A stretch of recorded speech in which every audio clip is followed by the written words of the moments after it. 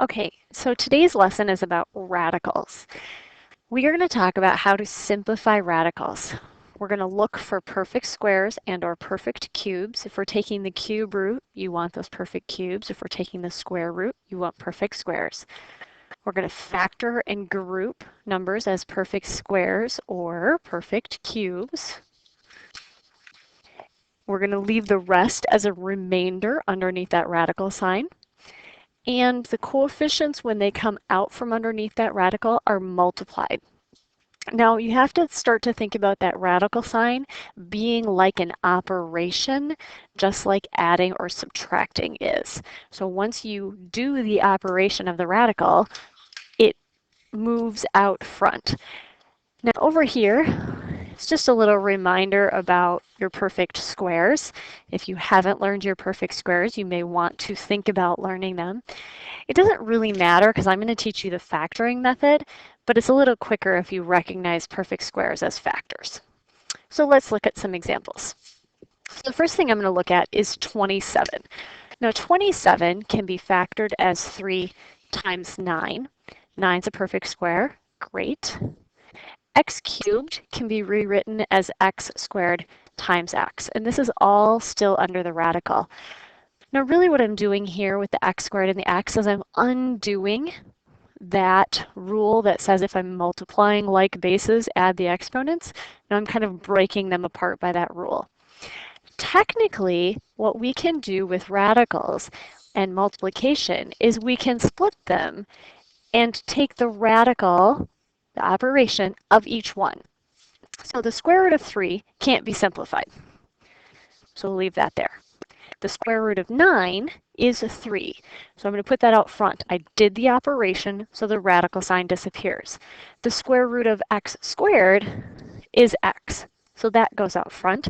The square root of x, I can't simplify anymore.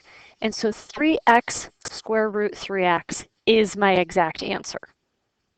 Now, in looking at a big number like 448, I have no idea what goes into that. So I'm going to start factoring by 2. And every time I get to one of those prime numbers at the end of my factor tree, I circle it so that I know where I'm at.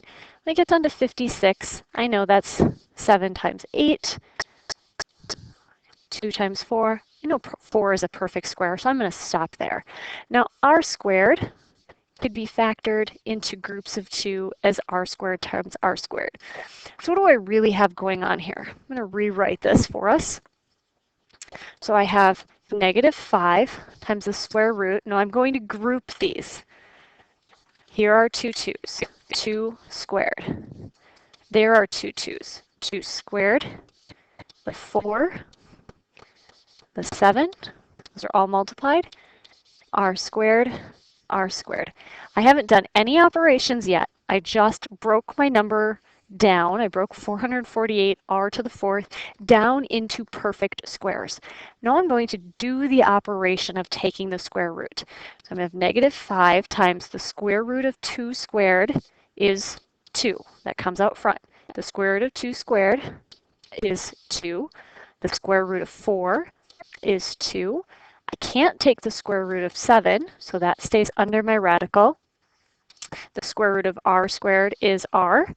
The square root of r squared is r. Clean it all up.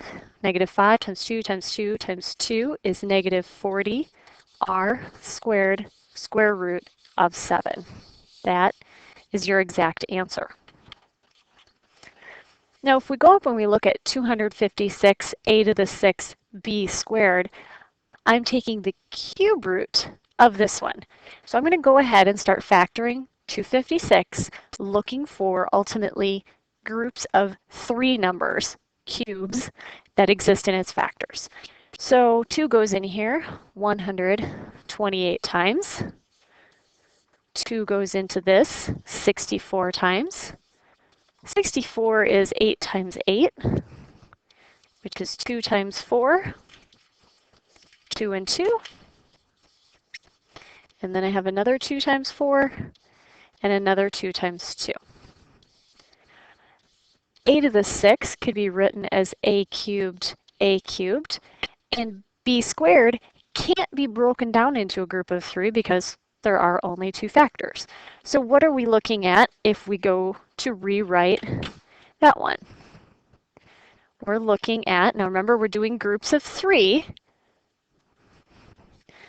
we're looking at 5 cube roots of 1, 2, 3, 2 cubed, 1, 2, 3, 2 cubed, 2 left over, 2 squared, a cubed,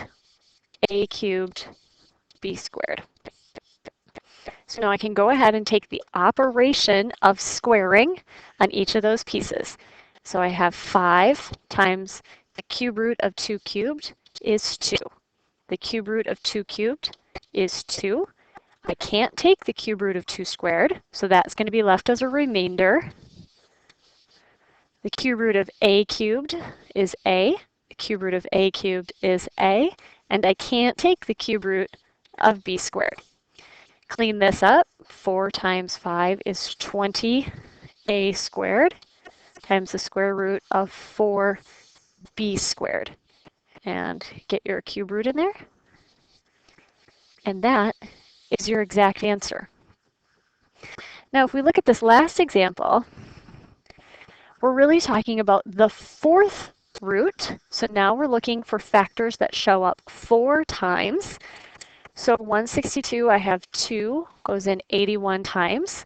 That's 9 times 9. Break that down in 3 times 3 and 3 times 3. A to the 5th could be written as a cubed times a squared.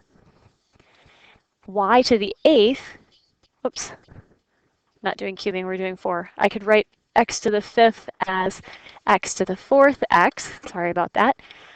Y to the 8th would be y to the 4th, y to the 4th. You always have to remember what root you're after. So let's clean this up.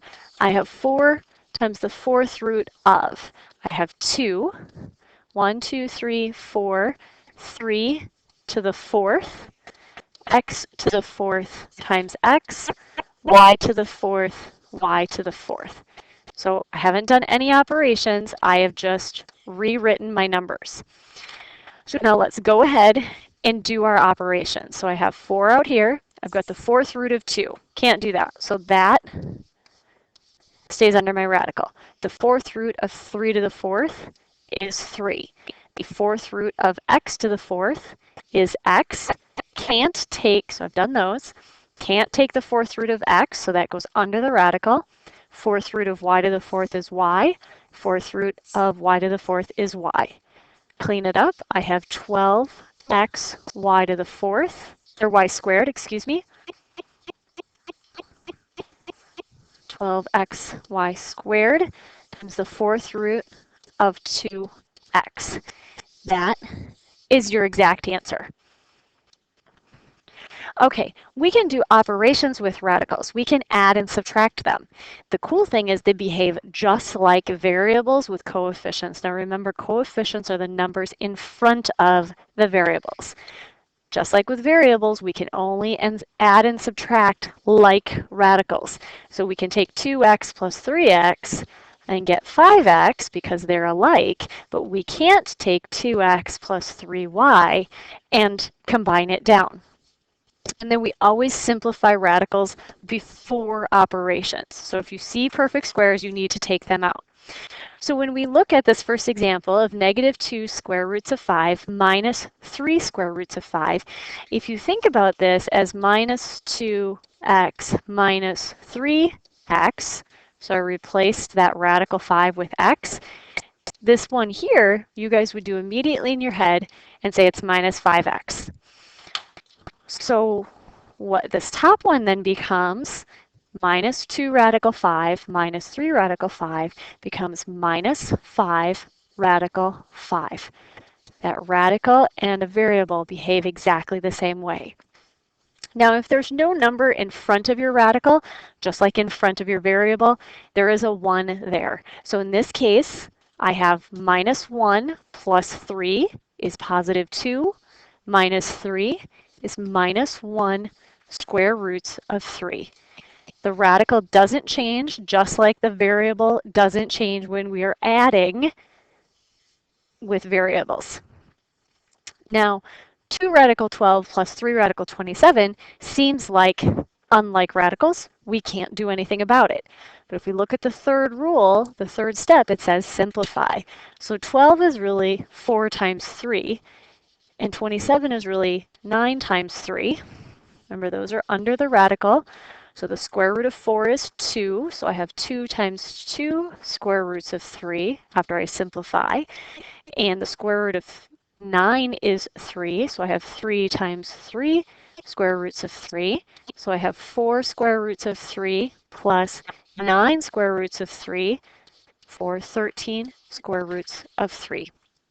If you get confused or feel flustered, just replace the radicals with an x or a y, do the problem, and then you'll have clarity what you're supposed to do.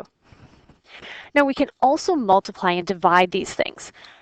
We multiply coefficient with coefficient, radical with radical, and then we simplify.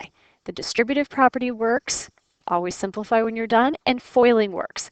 Be sure to simplify. So if I have negative 1 radical 6 times 3 radical 6, I have negative 3 radical 6 times radical 6, radical 36. Simplify, negative 3 times 6, negative 18. In this example, I have 1 times negative 2 times the square root of 12 times 3, which is 36 again. Negative 2 times the square root of 36, which is 6. And I have negative 12 as my answer. Now here I have to do the distributive property. So square root of 5 times the square root of 2 is the square root of 10, plus the square root of 5 times the square root of 6 is the square root of 30. The square root of 10 and the square root of 30 can't be simplified, so that is my final answer. Now this last two examples, deal with FOIL. Now remember, when you have a quantity squared, you're really talking about the square root of 2 times plus the square root of 5 times the square root of 2 plus the square root of 5. So be sure that you're doing FOIL. So first two terms times each other. Square root of 2 times the square root of 2 is the square root of 4. Outside terms times each other, plus square root of 2 times the square root of 5 is the square root of 10. Inside terms, square root of 2 times the square root of 5 is the square root of 10. And your last two terms, square root of 5 times the square root of 5 is the square root of 25. I'm going to go ahead and check if I can simplify. The square root of 4 is 2. The square root of 10 plus the square root of 10 is 2 square roots of 10. The square root of 25 is 5. Add your two constants, 7 plus 2 square roots of 10. And we're going to go through the foiling process on this one also. First two terms times each other is going to be 5 radical 9 plus outside terms times each other, negative square roots of 12, plus inside terms times each other, 5 square roots of 15, plus last terms times each other, minus the square root of 20. Go ahead and simplify each of these. The square root of 9 is 3. 12 is 4 times 3. The square root of 4 is 2 radical 3. Plus 15 doesn't have any simplifies. 20 is 4 times 5. The square root of 4 is 2 square roots of 5.